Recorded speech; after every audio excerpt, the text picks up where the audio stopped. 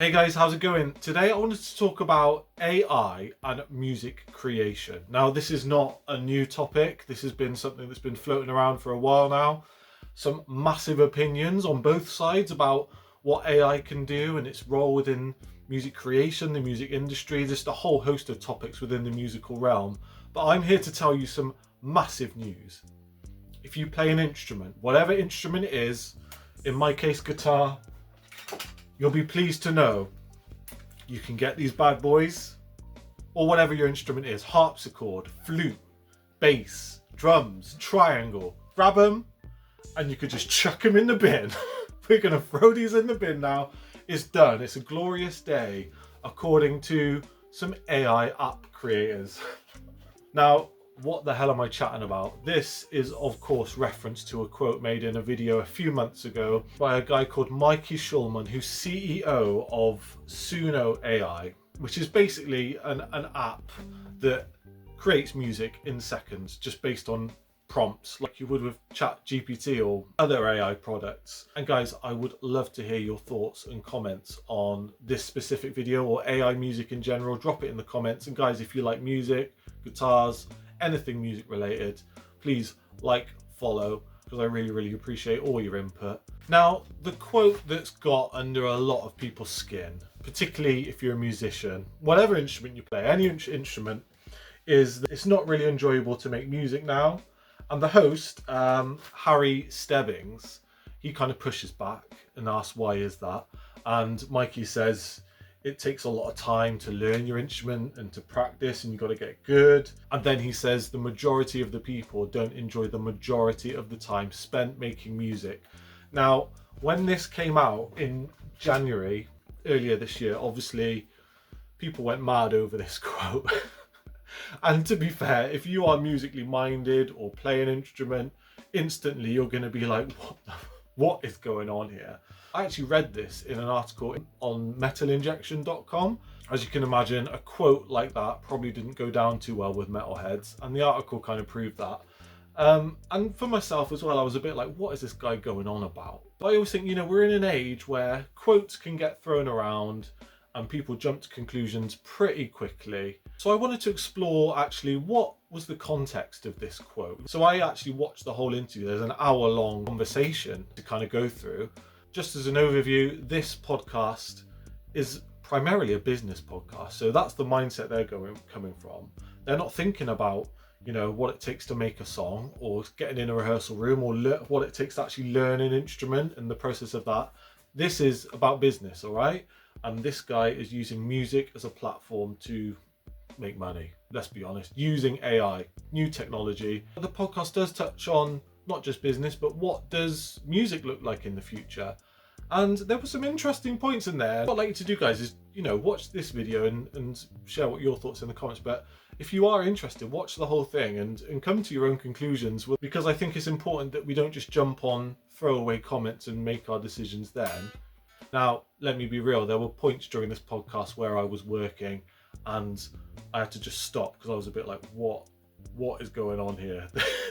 How are these guys interpreting music? Yes, they're coming from a business background and they view music through a completely different lens to myself that loves playing music and, everything that goes along with being a musician. I'm sure, you guys can think of a million reasons as to why you play your instruments and what that brings you. However, I am going to share some things that were mentioned in the podcast where I can see some positives, all right? It's not just all doom and gloom. But anyway, other than the comment about people don't like making music, there's a lot of other points I wanted to kind of bring attention to. So let's have a look, let's have a listen. Let me know your thoughts about what was being said here.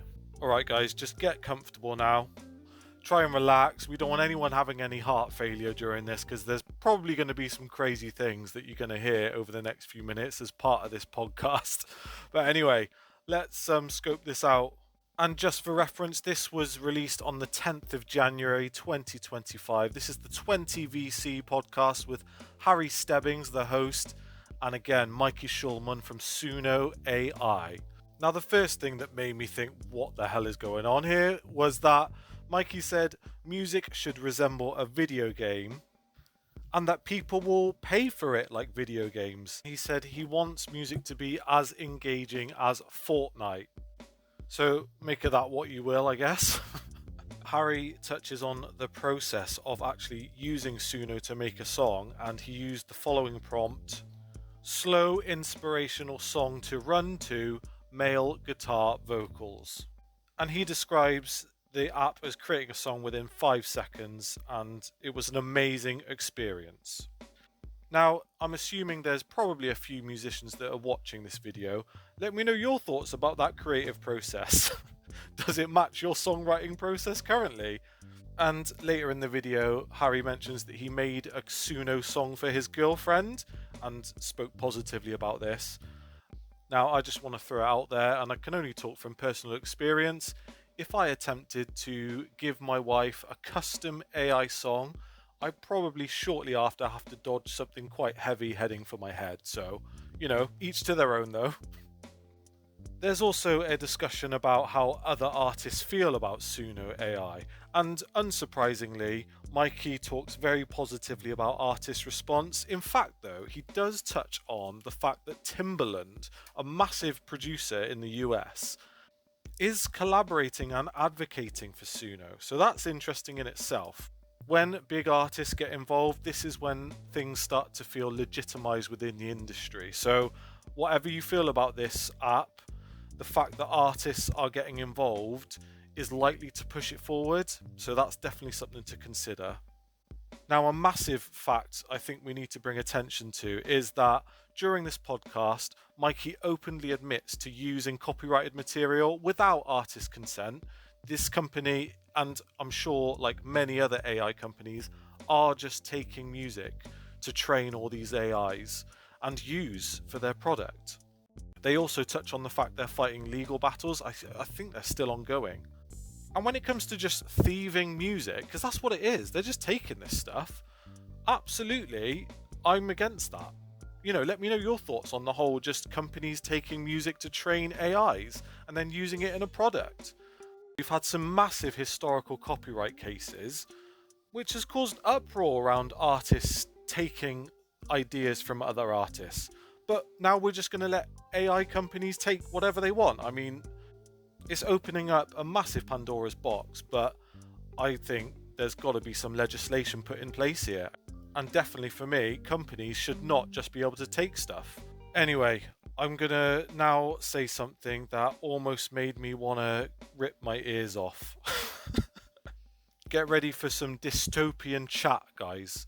Now, they talked about artist deals with SUNO AI, which at this moment in time is being blocked because the labels don't want to lose their artists at this moment in time. But Mikey says he would love for artists to partner with SUNO AI and allow them access to their catalogue so that people could make unlimited songs with an artist's music. Now, he used the example of Ariana Grande, and there's a dystopian vision in my mind of never-ending remixed AI Ariana Grande songs. Just picture that in your brain for a minute. Oh my god.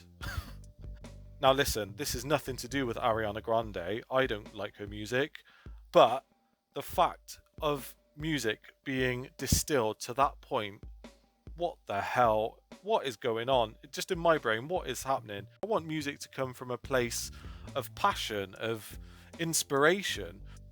I couldn't think of anything worse than never-ending AI half-baked versions of songs by a band that I like. I mean, let me know your thoughts, guys. Do you want that reality where you can type a few words and here comes 7 million Guns N' Roses AI tracks? Oh, mate. Just fill my ears with cement at that point. Then we've got the quote that got us here, that it's not really enjoyable to make music now. And again, you've got the majority of people don't enjoy the majority of time spent making music. Now, I don't even know if Mikey's serious here. He's selling a product, and I don't know where he's getting this information or these metrics from. But mate, we're musicians. I'm assuming a lot of you guys watching are musicians. Let me know how you feel hearing those words. I've got a million thoughts on that quote alone, but I want you to share your thoughts, guys. But yeah, What a fan to the flames. And Harry, he does say, look, isn't that a bit like running? You know, you put a lot of effort in. And then Mikey says, most people drop out because it's hard. Now, what kind of message is that sending to people? Don't learn an instrument because it's hard. Don't make songs because it's hard.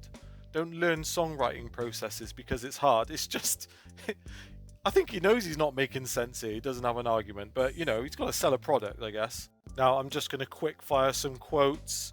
Make of these what you will. Now, he said, pop is boring, AI isn't. He said, this is the opportunity of discovery of music with infinite supply. He says, people now want to be famous for the sake of being famous. And that people will start to say, I make good SUNO music and that makes me a creator. And they use the word content a lot in this podcast. You know, oh wow, it's amazing how quickly you can make this content. That kind of thing. He says behind closed doors, labels and artists are saying they love SUNO. That is quite a scary prospect if it's true, you know, on an industry scale. He says that currently half the usage is with children, mentioning children as young as 3 using this. And Harry asks, what should the future of music be? And Mikey responds, a lot more people doing a lot more music for a lot more hours of the day. Bear in mind, the concept of making music, according to this podcast, is typing some words and letting the AI use stolen music to make a song in 5 seconds. All right? Let's just be clear on that. Now, that's a lot to go through. And again, I'm sure you've got some strong thoughts on some of what was said here. But I want to note a couple of things where I thought, do you know what? There's something in this. Now, he mentions that people being able to access making music that might not have the opportunity. That's something I agree with, that music should be available for everyone. Is this method the right way for me? I'm not so sure. But I do agree with that. Mikey also mentions that he would dislike the thought of another unruly country or company being able to create endless songs without any money going to artists. I mean, I don't know what SUNO are currently doing, but I get that. Artists should be paid their dues. And he also mentioned that he would dislike the thought of another app being on your phone that knows everything about you and plays everything you love, because this makes it antisocial. So I guess he's against kind of the monitoring aspect and also just creating a constant stream of things your brain's going to enjoy. I mean, this could just be him kind of trying to legitimize SUNO as some kind of creative app, but I mean, I can hear where he's coming from. I guess my brain's gone into heavy musician bias mode, and I'm trying really hard not just to be cynical about everything right now. But guys, let me know what you thought. Like I say, that quote, the initial quote that brought people's attention to this podcast is a huge one, but there's just so much more, and there's still even more. If you watch the whole thing, you might end up with your brain melting. But yeah, let me know your thoughts. Am I viewing this completely incorrectly? Have I missed a trick? Or do we want apps like this? Do we want companies like this stealing music, turning music creation into a few words being input on your phone? And look, I got no issue with fun little music making apps if that's what people want, okay? I guess the worry is Mikey is saying he wants this to appeal to billions of people and that it should be legitimized within the music industry. And there's a lot of questions in this podcast. I don't know, man. Let me know your thoughts.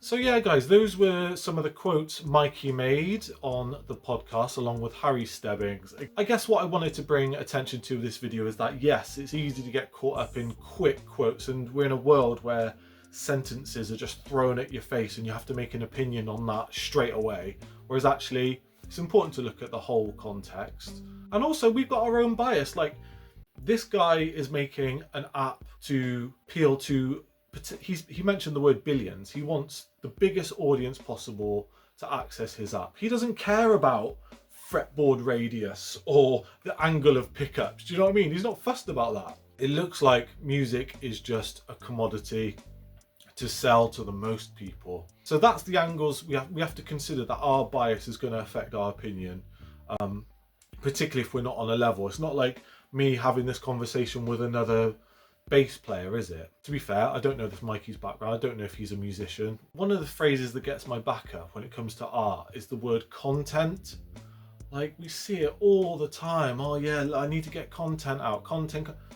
This is just a personal thing for me. When I hear the word content, it completely minimizes art and creation to just this, we've just got to get it out. It doesn't really matter about it, just get it out. And we don't really care about the meaning, just what's gonna catch on. And that's what kind of gets my back up, is that a lot of these companies, I get it, business is about money. Even the music, you know, we're talking about music. The music business is just as scammy as any other business, but the actual creation of the product, when people are just pumping it out for the sake of it, again, nothing new, is it? When we think of particularly pop music, it's just more of a slippery slope. However, again, like I mentioned, some of the accessibility options for people, you know, not everyone has the privilege of being able to learn an instrument or the skill or whatever. There could be a million reasons why you can't learn it. So the fact that people can maybe create stuff that they want to create on their phone, fantastic. But actually, maybe let's not steal stuff.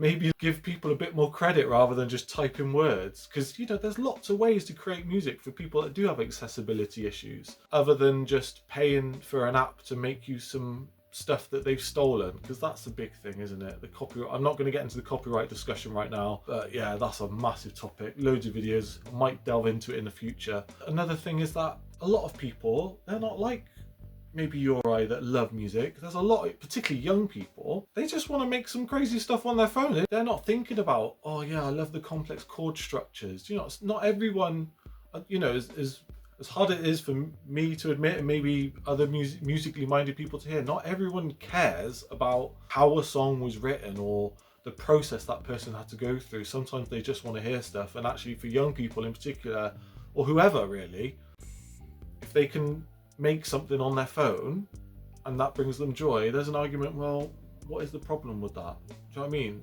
You know, on face value, it's not. It's just, I guess, the process of how that happens, and actually at what cost, and what are you taking for that stuff to be created. Like he said, they use copyrighted material. Like, come on, man. So openly admitting, yeah, we're taking that stuff.